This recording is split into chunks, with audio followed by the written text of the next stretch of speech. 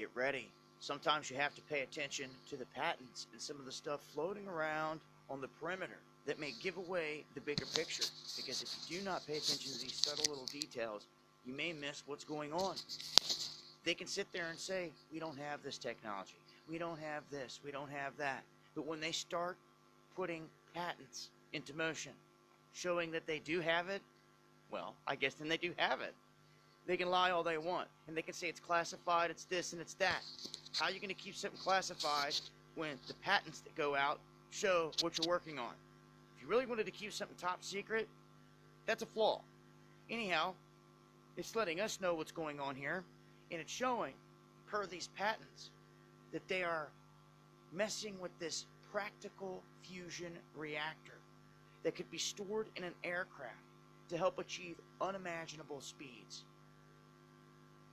We talked about this before, about the propulsion, about the electromagnetic gravitics that no one wants to talk about. Probably because most people don't know what it is. Well, it's real. And let me remind everybody here that here this past summer, we had something unprecedented happen. The Navy and the State Department stunningly reversed their decades-old policy of not acknowledging UFO sightings. Hello, people. Is anyone paying attention? They have now acknowledged them.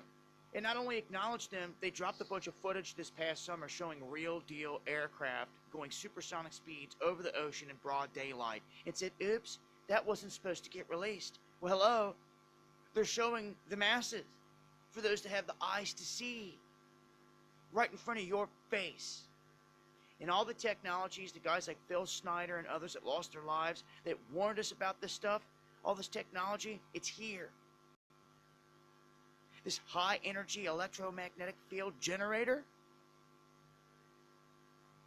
this is all going right along the lines of the same stuff they talked about a long time ago. And here it's all rolling out into the open. Very interesting stuff. It's showing that they have some high grade technology that can do some amazing stuff. And now, through these patents, and for whatever reason, they're letting the world know. So either you're paying attention to what's happening here, or you can just keep on sleeping. Because subtly, through the announcements of a space... All praise to Yahweh, Bahashem Yahushai, Bahashem Lakakadash, Dabohana to the elder and apostle of Winston, the peace, blessing, and salutation to the Akiamua pushing this truth to the four winds of the heaven, Israel brother Yashaya Bandoya, coming to you again with this precept. And before going into precept, you have listened this short video from 7. He is telling you and going into the ships are here, man. The chariot are here, and this person he lack knowledge according to the scripture, because at the end of this video, that's why I stopped this video. He was going into that this ship or this UFO are made by the government. That's why he called they are here Navy patent UFO. So he is hinting to you that this UFO are owned by the Navy, and which is not true. These UFOs are actually chariot. Navy patent UFO, like a compact nuclear fusion reactor and more, is going into which energy is used to make this chariot fly, man. But that's not true. As a chariot are not from this world, man. That's why they are called spiritual vehicle, man. From there, let me go right into the testimony I have, man. And before going into that testimony, let me give you a little bit of what I went through, man. I didn't tell anybody, but this is what I was going through. over the past few months, I have been seeing brothers when they are doing video, or they are at the camp, or they are doing different testimony. Actually, they have seen a chariot in actual life. See, brothers may be doing videos and just chariot, a fleet of chariot pass by the camp, or brothers were walking, a fleet of chariot pass over them, like the elder in Springfield, Massachusetts. They saw two chariots passing there, hovering over the camp. So over the past few months, I was longing to see a chariot, man. I haven't seen it. I wasn't seeing a chariot in real life, man. I only saw chariot in my dream and in videos, different brothers posting. So I was longing to see a chariot, man. And I had faith one day I will see a chariot, man. It reached the point where I started to get sentimental, man. I kind of started to complain to the Lord. It looked like I was the only one who haven't seen a chariot in Great Ministry. I only saw them in videos and in dreams, man. And actually, when I was going through that, I used to have a lot of dreams about the chariot, man. Very vivid dreams, man. A lot of dreams, and I haven't done much video about my dreams on chariot. So I started to get emotional about that, man. It seemed like I was the only one who haven't seen a chariot. And actually, I don't remember which brother, he did a video about him seeing a chariot, and I commented into that video that it seems like the chariot are in Europe and America, and I haven't seen any video filmed from Africa and actual footage showing the chariot. And one individual, he came to my comment and he said, be careful when you are walking, don't you walk your head down, you will see the chariot. And from that day I started walking to look on the sky every day. When I was in the street walking by the road, you know, I walk, I don't have a car, so I usually walk here and there, or I go by a public transport and whatever, man. But always I be looking the sky, hoping one day I will see a chariot in the actual life. And I told you I started to get emotional, so I have to pray, man, because when emotion take over, man, you can fall out, man. So I started to be careful, man, and I turned into having faith. So always I was looking up, man, going to that verse which say, when you start seeing these things, lift up your eyes, for your redemption is drawing nigh. So I starting to look up, man, expecting one day to see the chariot, man. And Yahweh Hashem Yahshai, he just answered me, and I saw the biggest chariot you can imagine, man. Right before the so-called, what do you call it? They call it,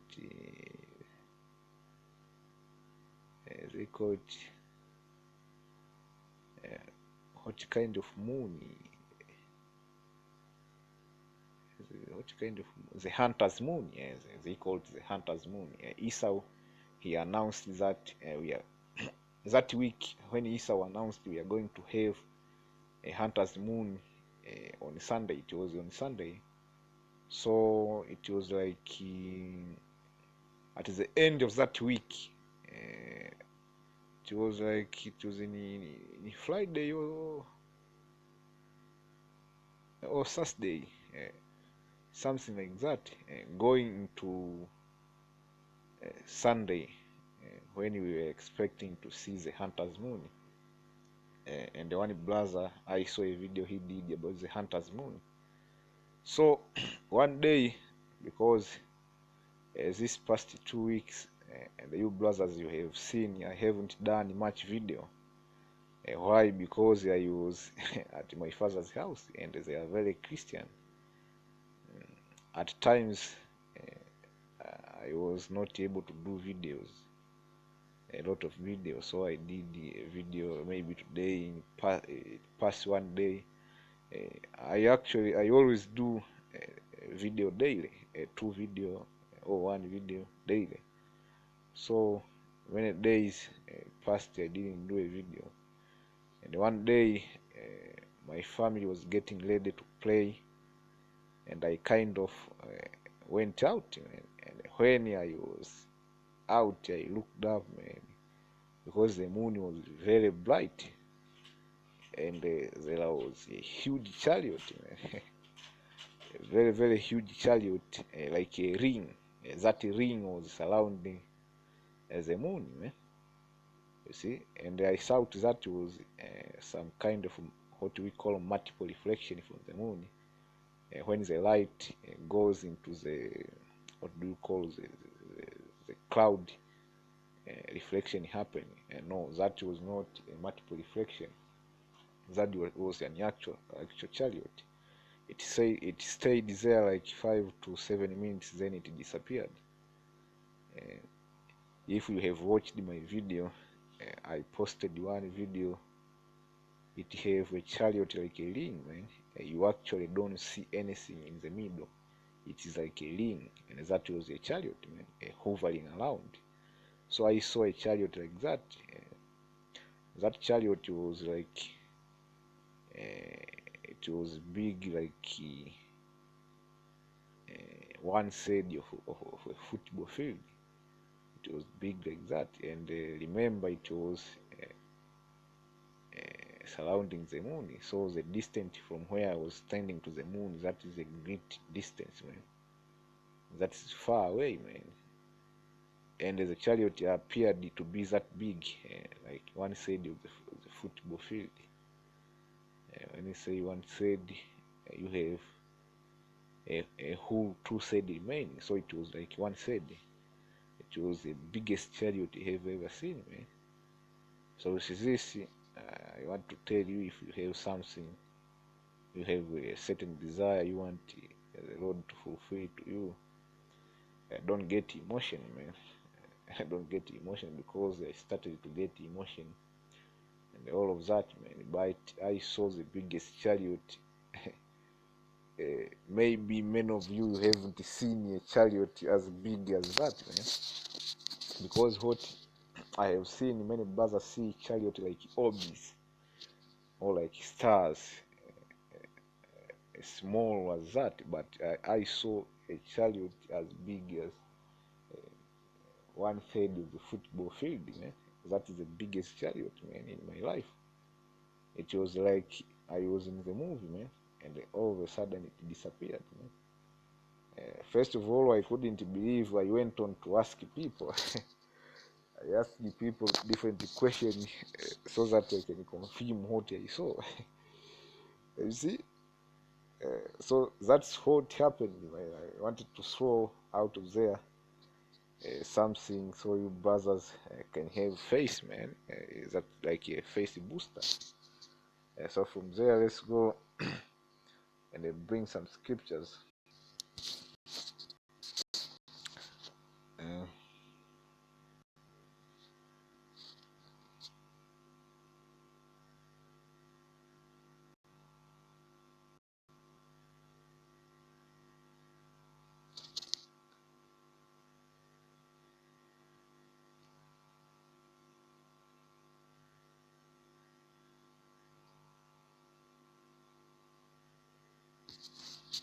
Uh, this is Luke 21 and 28. And when these things begin to come to pass, then you look up and lift up your heads, for your redemption draws nigh. So this scripture is going into two different things. First of all, to lift your heads, go into going hard, man. As the end approach, you should be going hard, man, making sure you put video every chance you have, man. And another thing is like how I was lifting up my head, expecting that one day I will see a chariot, man. You see, one day I will see a chariot. So this scripture here have two meaning: a spiritual meaning and a physical meaning. And the spiritual meaning means going hard, man, to make sure you stay righteous, man. You see, another thing, you should lift up your head, man. Like how I had faith, I will see a chariot, man. If you haven't seen a chariot, you just lift up your head and have faith that you will see a chariot. Let's continue verse 29. And he spake to them a parable: Behold, a fig tree and all the tree, when they now shoot forth, ye see and know of your own self that summer is now nigh at hand. So the fig tree going to see going into the wisdom, knowledge, and understanding, man, which as the elect we have, man. And the scripture tell you when the gospel will be preached to the four corners of the earth, then you know, then the end shall come, man. And here Yahweh is speaking in parable, going into how the fig tree will shoot forth to bring fruit, man. As that was talking about this knowledge, wisdom, and understanding, man. When you see that, know that the end is near. Let's continue. So likewise, when you see these things come to pass, know ye that the kingdom of God is nigh at hand, man. And other things which will be as an indicator that the end is nigh is this sighting of different chariots in different places, man. Brothers having dream, but the main thing going to that fig tree is talking about the wisdom, knowledge, and understanding, and as a fruit which it will bring forth, man. When this gospel is preached to the four winds of the heaven, it will bring forth fruit going into different brothers. Will come into a know that they are Israelite, and not only that, and themselves they will start bringing forth fruit, man, preaching the word, and to bring different other brothers. They say, verse 33, very I say unto you, this generation shall not pass away till all be fulfilled. What are those, man? Including different sighting of chariot. See?